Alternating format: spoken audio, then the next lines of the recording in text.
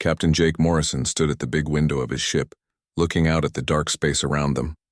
Stars filled the black sky like tiny diamonds, but something was wrong today. His radio was buzzing with distress calls from all over the galaxy. 3 months ago, everything changed. The Great Battle at Kepler 442 had been a disaster. The Galactic Coalition, a group of 12 different alien races, had lost badly. They lost so badly that many people thought they might never recover. Jake remembered when humans first joined the Coalition 15 years ago. Earth was so excited to meet other life in the universe. The aliens were friendly and smart. They had amazing technology and beautiful ships. Humans learned so much from them. The Coalition had many different kinds of aliens. There were the bird-like Zephyrians who could fly through space like they were swimming in air. The rock-like Karathi built machines that seemed to work like magic. The Vexi could change their bodies to survive in any place. The Minerans were made of living crystals that could think faster than any computer. For 15 years, humans worked with these aliens. They fought together against space pirates. They built new colonies on distant worlds. They shared food, music, and stories. It felt like one big happy family spread across the stars. But then the Voidborn came. Nobody knew where they came from. Some said they were as old as the galaxy itself. Others thought they were machines that had killed their creators long ago. What everyone knew was that they were dangerous. Very dangerous. The Voidborn ships looked like giant metal spiders. They moved in perfect groups like they all shared one mind. Their weapons could destroy entire planets. Worst of all, they seemed to learn and get stronger after every battle. The first attacks caught everyone by surprise. Whole star systems went silent in just days. The Coalition tried to fight back, but nothing worked. Traditional battle plans failed. Weapons that worked on other enemies did nothing to the Voidborn. Jake's thoughts were broken by footsteps. Lieutenant Amy Carter walked up to him. Her face looked worried and tired. Amy had been his second in command for 3 years. She was smart and brave, but today she looked scared. "Sir, we have a problem," Amy said. "I'm getting signals from refugee ships, but these aren't normal refugees." Jake turned away from the window. "What do you mean?" Amy handed him a data pad. "These are Coalition ships, sir, but they're marked with exile codes. The Coalition has kicked them out." Jake looked at the information on the pad. His eyes got wide with surprise. "These are Zephyrian and Karathi ships. What could they have done to get exiled?" "That's just it, sir. They didn't do anything wrong." According to their messages, they fought hard against the Voidborn. Some of these ships lost more than half their crews in battle, but the Coalition says they are compromised assets now. Jake felt anger rise in his chest. He had heard rumors about this new policy, but he hoped they weren't true. The Coalition was so afraid of the Voidborn that they were throwing away their own people. "How many ships?" Jake asked. 12, sir. Maybe 300 survivors total. They're asking for help. Their ships are badly damaged. Some are running out of air." Jake looked back out at the stars. Somewhere out there, good people who had fought for the Coalition were now homeless. They had given everything for the Alliance, and now they were being treated like enemies. "What's their condition?" he asked. Amy checked her pad again. "The Zephyrian ships took heavy damage in their last battle. Their leader is Wing Commander Kethvar. His records show he destroyed 6 Voidborn fighters before his squadron was overwhelmed. The Karathi ship is commanded by Engineer Zix-9. She saved 2 colonies by fixing their shield systems while under attack. Heroes," Jake said quietly. "They're treating war heroes like criminals." "Sir, there's something else. The Coalition sent a message to all human ships. They're ordering us not to help any exiled species. They say it would be interfering with Coalition justice." Jake was quiet for a long moment. He thought about all the times these alien friends had helped humans. When the colony on New Texas was attacked by space pirates, Zephyrian pilots came to help. When the mining station at Beta Centauri had a reactor problem, Karathi engineers worked for days to fix it. Now these same people needed help, and the Coalition wanted humans to turn their backs on them. "Amy, send a message to Earth Command. Tell them we have Coalition refugees requesting asylum. Tell them these people fought beside us and bled beside us. They deserve better than this." Amy nodded, but she still looked worried. "Sir, what if Earth Command says no? What if they order us to follow Coalition policy?" Jake looked at her with steady eyes. "Then we'll cross that bridge when we come to it. But I won't leave good people to die in space just because their own government is too scared to think straight." While Amy sent the message, Jake looked at the refugee ships on his screen. Even from a distance he could see they were in bad shape. The Zephyrian ships had burn marks along their hulls. One of them was missing half a wing. The Karathi ship was leaking atmosphere from a dozen small holes. These weren't the proud, beautiful ships he remembered from ceremonial parades. These were the broken remains of a once great fleet. But the people inside were still the same brave souls who had stood with humanity when it mattered. His radio crackled to life. It was a transmission from the lead Zephyrian ship. The voice was tired and full of pain, but still proud. "Human vessel, this is Wing Commander Kethvar of the former Coalition Third Fleet. We request permission to approach. We have wounded and our ships are failing." Jake picked up the radio. "Wing Commander, this is Captain Morrison. You have permission to approach. We'll do everything we can to help." There was a pause. Then Kethvar's voice came back and it sounded like he might be crying. "Thank you, Captain. We weren't sure anyone would answer our calls anymore." "You answered ours when we needed help," Jake replied. "Now it's our turn." As the refugee ship slowly moved toward Jake's vessel, Amy came back with a message from Earth. She handed him the pad with a small smile. "What does it say?" Jake asked. "Admiral Park wants to talk to you personally in 1 hour, but the preliminary response is positive. Earth Command is very interested in hearing what these refugees have to say." Jake felt relief wash over him. Earth wasn't going to abandon their friends. That was good, because something told him that the Coalition's new policy of throwing people away was going to make the Voidborn threat much worse. Looking out at the approaching ships, Jake made a decision that would change everything. These refugees wouldn't just find shelter with humans. They would find something better, a new way of fighting that the Coalition had forgotten in their fear.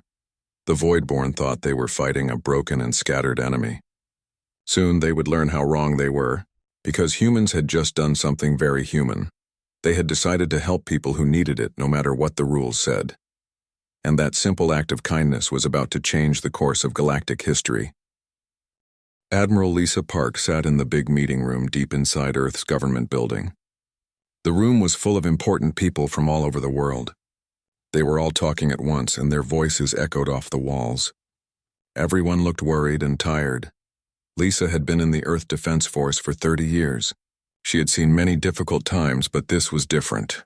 This time, Earth had to make a choice that could change everything. The choice was simple to understand, but hard to make. Should they help the alien refugees or not? Around the table sat leaders from every major country on Earth. There was Director Chen from the Pacific Federation, President Martinez from the Americas Union, and General Singh from the European Alliance. All of them were good people, but they were scared. The war with the Voidborn was getting worse every day. "We can't take them all," Director Chen said, hitting his hand on the table. "Earth barely has enough resources for our own people. Our colonies need food and supplies, and now the Coalition is angry at us for even thinking about helping these refugees." Lisa felt her anger rising. These weren't just any refugees. These were the same aliens who had helped humans explore space. They had shared their technology and their friendship. When human colonies were attacked, alien ships came to help.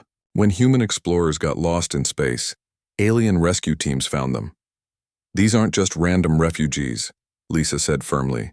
"These are our friends." The Zephyrians lost most of their fleet protecting human colonies at Tau Ceti. Remember that battle? 300 human families are alive today, because Wing Commander Kethvar and his pilots fought against impossible odds. General Singh nodded slowly. "The Admiral is right. I was there at Tau Ceti. Those bird people flew into enemy fire to save our transport ships. Half of them didn't come home. And the Karathi," Lisa continued.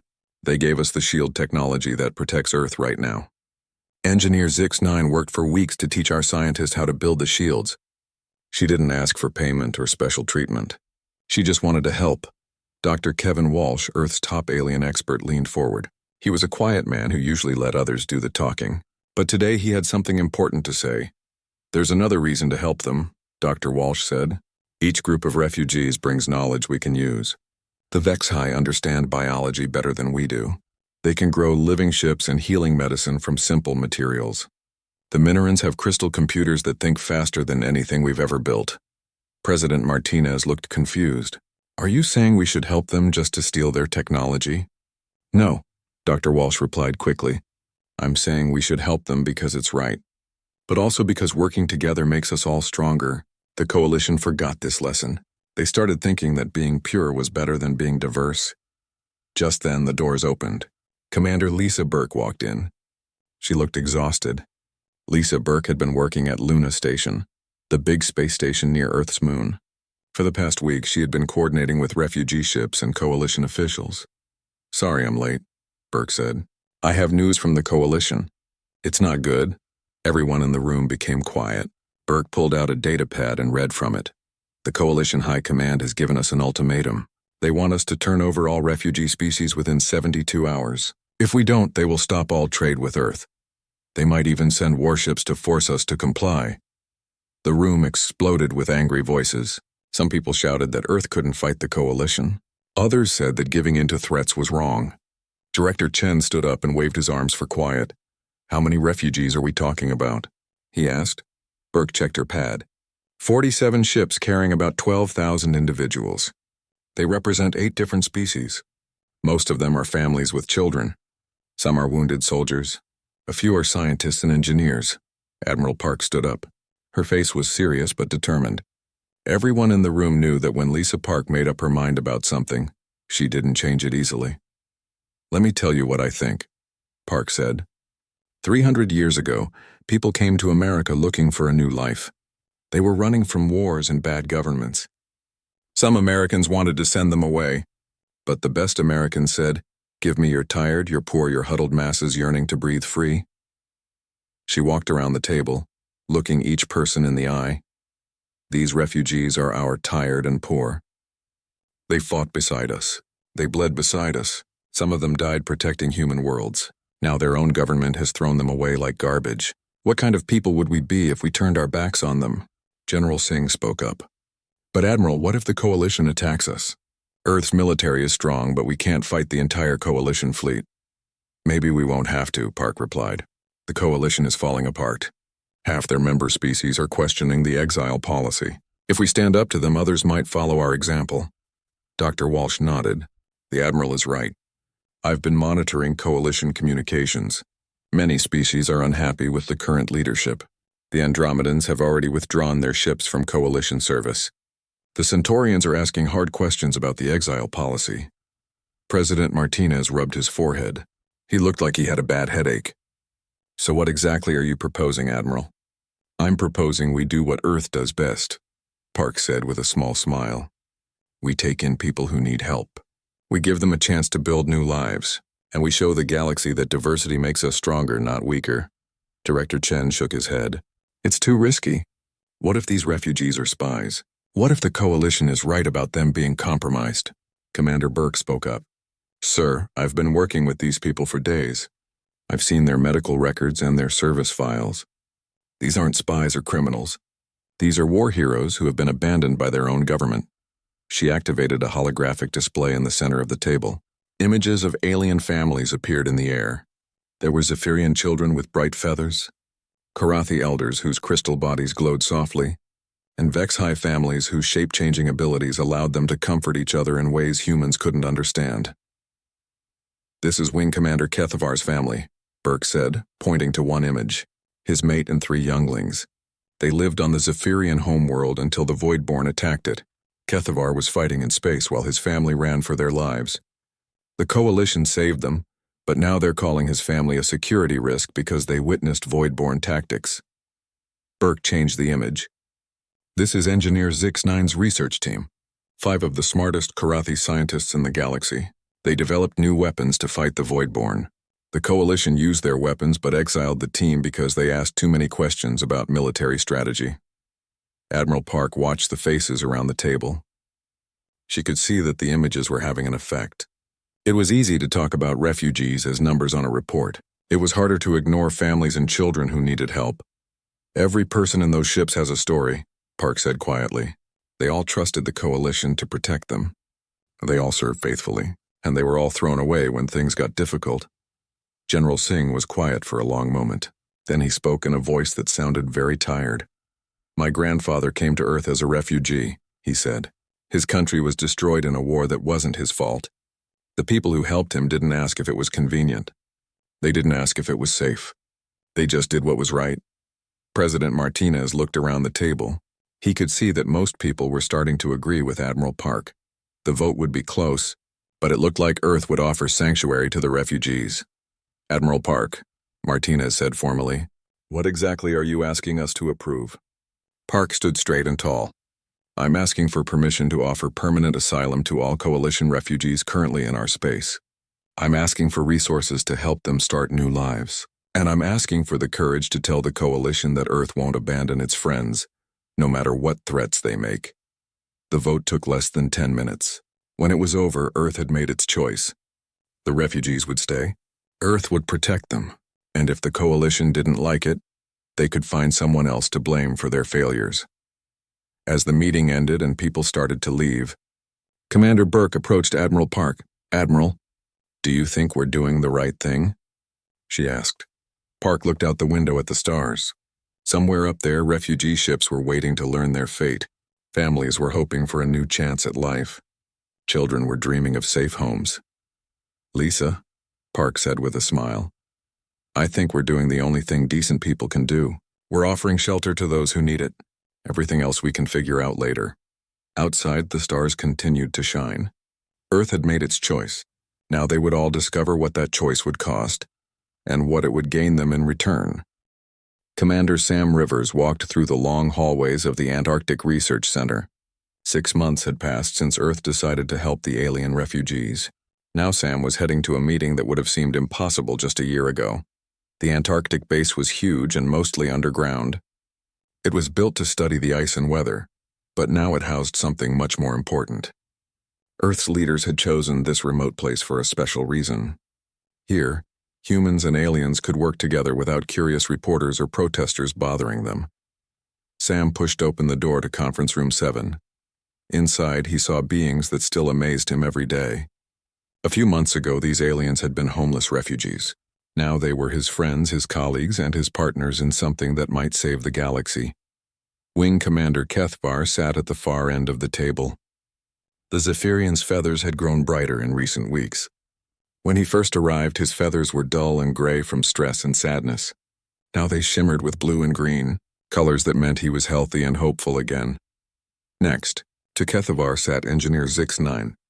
The Karathi's crystal body pulsed with soft blue light as she worked on a holographic computer display. Her people were made of living rock and crystal, but they thought and felt just like any other intelligent being. Sam had learned that the color of their glow showed their mood. Blue meant she was thinking hard about something important. Dr. Nina Ross sat across from the aliens. She was Earth's best expert on military strategy and had spent her whole career studying how different species fought wars. Nina was small and quiet, but her mind was sharp as a knife. The aliens respected her because she listened to their ideas and never treated them like they were stupid. At the head of the table sat Captain Alex Turner. Alex used to fly fighter ships for the Earth Defense Force. Now he commanded a new kind of squadron made up of human pilots and alien pilots working together. It was an experiment that many people thought would fail, but it was working better than anyone had hoped. Sam took his seat and looked around the table. Sorry I'm late, he said. I was reviewing the latest intelligence reports from Coalition Space. The news isn't good. Kethvar spread his wings slightly, which was how his people showed they were ready to listen carefully. Tell us what you have learned, Commander Rivers. Sam activated the room's main display screen. A map of the galaxy appeared with different colored areas showing who controlled what territory. Large sections of the map were now colored black. The Voidborn broke through the Coalition's third defensive line yesterday, Sam said. Proxima Centauri has fallen. That's 3 more star systems lost in just 1 week. Zix-9's crystal body flickered to red for a moment, showing her anger and frustration. My former people sent a message to our refugee group last week, she said. They want us to come back. Apparently their pure species policy is not working as well as they hoped it would. Dr. Nina Ross leaned forward and studied the map carefully. They're losing because they're fighting the same old way, she said. The Voidborn learn and adapt faster than any normal military can handle. That's exactly why the Coalition threw you all out. You were thinking in new ways and that scared them. Captain Alex Turner nodded grimly. The Coalition wanted soldiers who would follow orders without asking questions. What they got was an army that couldn't change when facing a completely new kind of enemy. Sam looked around the table at his unlikely team. So what do we do? The Voidborn won't stop with coalition space. Eventually, they'll come for everyone, including Earth. Kethvar's eyes gleamed with the sharp intelligence that made his people such excellent pilots. We do what we should have done from the beginning, he said. We fight smart, not just hard. My people have fought the Voidborn more than any other species. We know their patterns and their weaknesses. The Minorans understand Voidborn technology better than anyone, 6-9 added. And the Vexhi can change their bodies faster than the Voidborn can adapt to new threats. And what about humans? 6-9 asked, her crystal body glowing with curiosity. Sam smiled, but it wasn't a happy smile. Humans are very good at making the impossible seem ordinary. Give us a problem that can't be solved, and we'll find 3 different ways to solve it anyway. Over the next few hours, the group worked together in ways that the Coalition had never allowed. Kethvar shared flight patterns that his people had developed through thousands of years of aerial combat. 6-9 explained crystal technology that could be combined with human engineering in ways nobody had ever tried before. Dr. Ross listened to everything and started putting together battle plans that used each species' strengths. She realized that the Coalition had been wasting their most valuable resource, the unique abilities that made each species special. Look at this, Nina said, pointing to a holographic display of a Voidborn ship. The Coalition has been trying to fight these things with conventional weapons and tactics. But what if we don't fight them conventionally? Captain Turner leaned closer to look at the display. What do you mean? Nina smiled for the first time all day. The Voidborn expect their enemies to attack in straight lines with predictable weapons. But what if Zephyrian pilots use their atmospheric flight instincts to create 3-dimensional attack patterns? What if Karathi engineers could make human ships appear and disappear using quantum tunneling? Kethvar's feathers rustled with excitement. In atmosphere, we don't fly in flat formations like space pilots do. We use updrafts and air currents to create complex, unpredictable movements. The Voidborn have never faced aerial tactics in space combat. And my people's crystal matrices can manipulate quantum fields, 6-9 added, her glow brightening to yellow with enthusiasm. We could make your ships phase in and out of normal spacetime. The Voidborn sensors wouldn't know how to track you. Sam felt a growing excitement as he listened to the ideas flying around the table. This was exactly what the Coalition had been afraid of. Different species working together to create something completely new. What about the Vexhi? Sam asked. How could they help? Alex Turner had worked closely with the shape-changing aliens over the past few months. They can adapt their biology in real time, he said. Imagine living ships that could change their shape and capabilities during battle. Or bioweapons that evolve faster than the Voidborn can develop countermeasures. Dr. Ross was taking notes as fast as she could write. This could actually work, she said. But we'd need to test these ideas. And we'd need ships and pilots willing to try completely new ways of fighting. We have ships, Sam said. Earth has been building new vessels specifically designed for human-alien cooperation. And we have pilots from 8 different species, all eager to prove that the Coalition made a mistake by throwing them away. Kethvar stood up and walked to the display screen. He touched it with one clawed hand and the image changed to show his home world. It was a beautiful planet with floating cities and crystal spires reaching toward the sky. This was my home, he said quietly. The Voidborn destroyed it while the Coalition debated whether my people were reliable enough to be trusted with new weapons. My mate and children barely escaped alive. He turned to face the others. I have no desire to see my former home again. It is gone. But I will not let the Voidborn destroy other worlds while the Coalition argues about purity and protocol. 6-9's crystal body pulsed with deep blue light. My people built the Coalition's greatest cities and most powerful weapons. We gave them our knowledge freely for 300 years. They repaid us by calling us compromised when we suggested new ways to fight. She stood next to Kethvar. I too have no wish to return to my old life.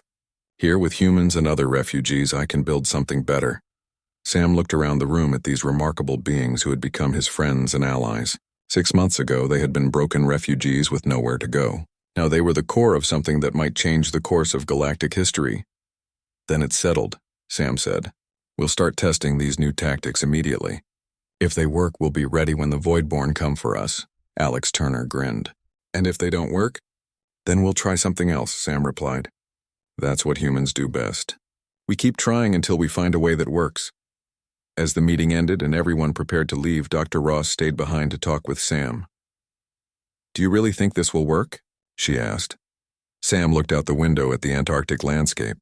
Somewhere above the ice and snow, human and alien engineers were building ships that had never existed before. Human and alien pilots were learning to fly together in ways that defied every rule of space combat. "Nina," Sam said, "6 months ago I would have said this was impossible. Humans and aliens working as true equals, creating new technology, developing new tactics. But I've learned something important." "What's that?" Sam smiled. "Sometimes the best solutions come from the people everyone else has given up on.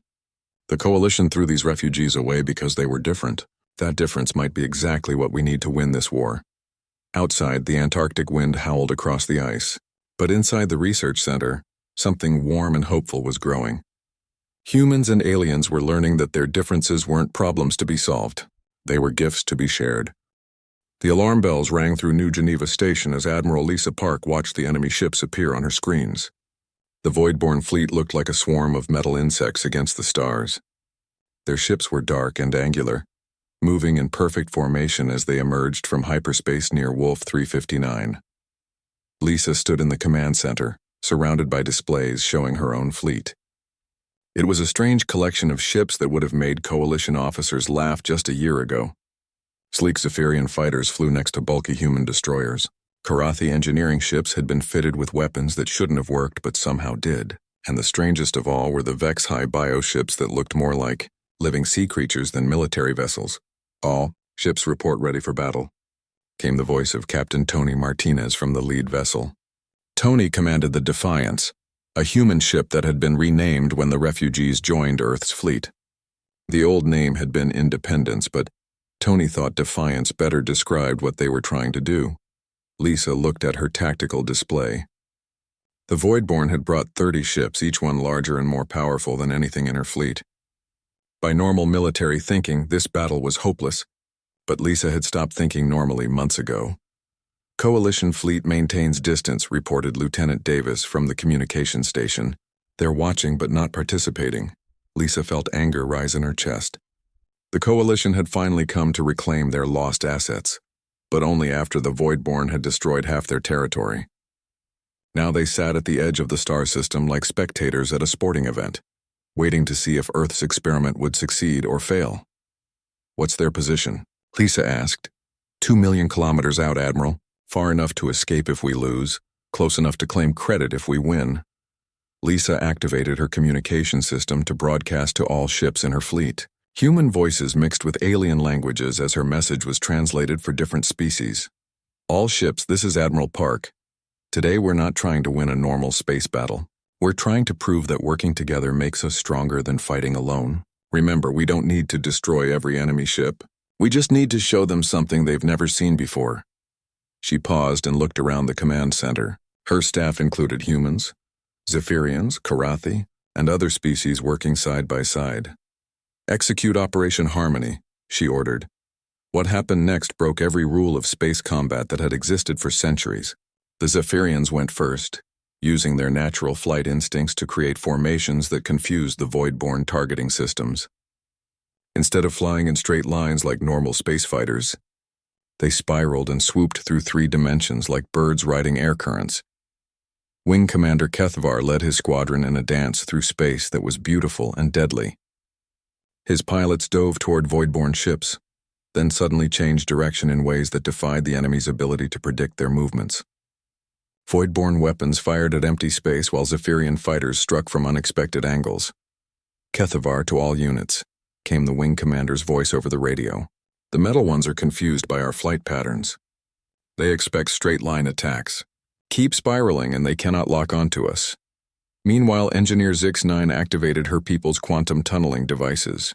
Human ships that had been millions of kilometers away suddenly appeared inside Voidborn formations. The enemy had no time to react as Earth destroyers opened fire at point-blank range.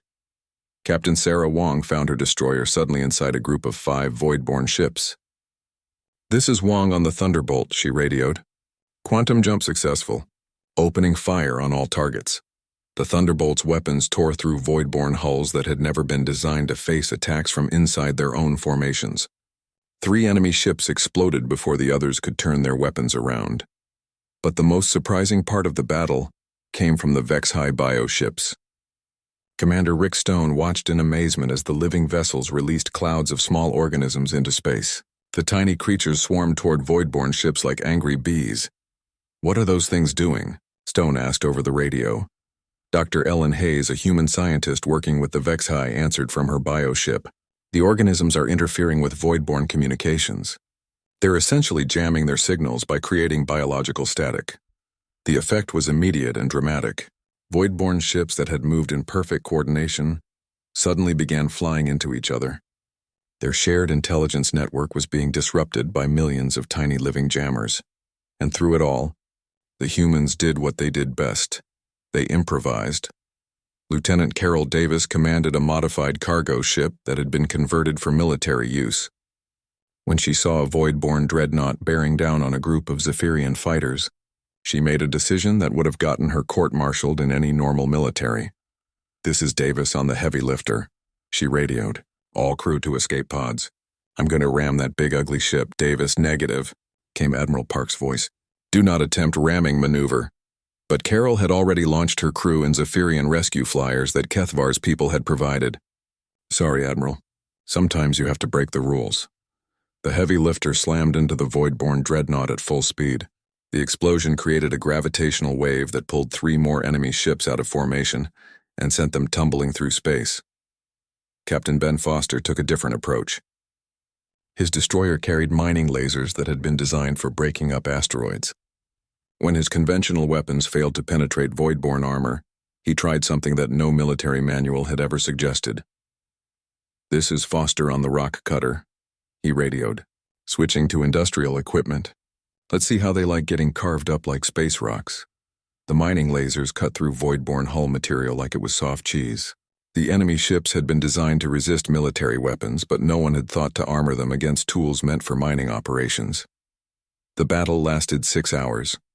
By the end, space around Wolf 359 was full of debris from destroyed Voidborn ships, but the most important moment came when the remaining enemy vessels suddenly stopped fighting and began to retreat. As the Voidborn fleet disappeared into hyperspace, they broadcast a message that chilled everyone who heard it. The voice was mechanical and emotionless, like a computer trying to speak. "Adaptation noted. New tactics analyzed. Countermeasures will be implemented. We will return with appropriate responses." Admiral Park felt a chill run down her spine. The Voidborn had retreated, but they weren't giving up. They were learning from this battle, just like they learned from every other encounter. But then she realized something important. For the first time since the war began, the Voidborn had been forced to retreat. They had faced something they couldn't immediately overcome, and they had chosen to withdraw rather than risk further losses. "Admiral," came Captain Martinez's voice from the Defiance. "We're receiving a transmission from the Coalition fleet." Lisa smiled grimly. "Put them through." The voice that came over the radio was formal and cold. "Earth vessels, this is Coalition Admiral Thexdar. We demand immediate transfer of all former Coalition assets to our custody. Your unauthorized use of Coalition citizens in combat is a violation of interstellar law." Lisa looked around her command center at the mixed crew of humans and aliens who had just achieved the impossible. They had taken refugee outcasts and molded them into a fighting force that could make the Voidborn retreat. "Admiral Thexdar," Lisa replied calmly, "the beings you call assets are citizens of Earth now. They fought alongside us by choice, not by order. And unlike your pure species approach, our mixed tactics actually worked." There was a long pause before Thexdar responded. "You have achieved a temporary victory against a minor Voidborn force. This proves nothing about the superiority of your methods." "Maybe not," Lisa admitted. "But we proved something more important. We proved that people who work together can accomplish things that people who fight alone cannot." As the Coalition fleet moved away from the battle zone, Lisa received reports from all her ships. The casualties had been surprisingly light. More importantly, the cooperation between different species had worked better than anyone had dared to hope. Commander Sam Rivers approached Admiral Park with a damage report. "Admiral, we lost 3 ships and suffered moderate damage to 7 others. But the tactical data we gathered is incredible. Every species contributed something unique to our victory. Lisa nodded as she watched the last Voidborn ship disappear into hyperspace. The question is, will it be enough? They said they're coming back with countermeasures. Then we'll develop countermeasures, Sam replied with a grin. That's what happens when you have 8 different species working together. We can adapt faster than any single enemy can keep up with. Wing Commander Kethvar's voice came over the communication system. Admiral Park, on behalf of all refugee species, I want to thank you.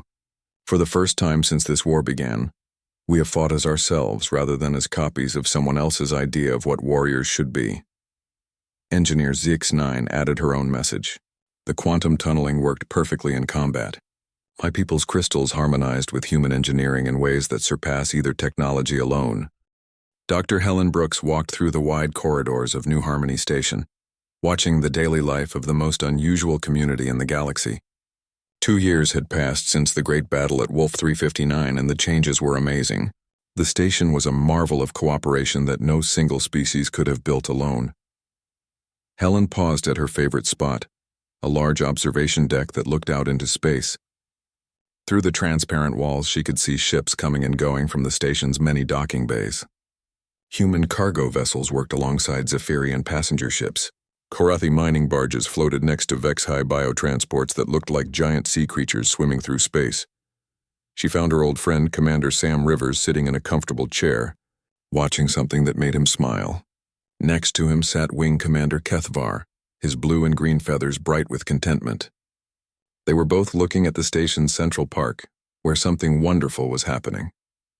In the park, children from 5 different species were playing together. Human kids with brown and blonde hair chased Zephyrian younglings whose tiny wings weren't quite ready for flying yet. Korathi children, their crystal bodies glowing with happiness, built structures out of living rock while Vex-High young ones changed their shapes to help with the construction. Hard to believe it's only been 3 years since the Coalition threw us all away, Helen said as she sat down in an empty chair. Kethvar's feathers rustled in the way his people showed amusement. Cast aside, yes, but perhaps they did us a great favor. Out here we have learned something that none of our peoples knew before. Diversity is not a weakness to be controlled. It is a strength to be celebrated. Helen watched a human girl teaching a young Zephyrian how to play a ball game. The bird child couldn't quite understand the rules, but both of them were laughing as they tried to figure it out together. What's the latest news from Coalition space? Helen asked.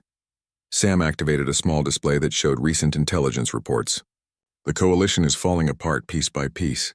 Half of their member species have asked to join our alliance. Even some of their core worlds are questioning the purity policies. And the Voidborn? Helen asked, though she wasn't sure she wanted to hear the answer. Still out there, Sam admitted. But they're learning too. Each battle teaches them something new about our tactics. The difference is we're learning faster than they are.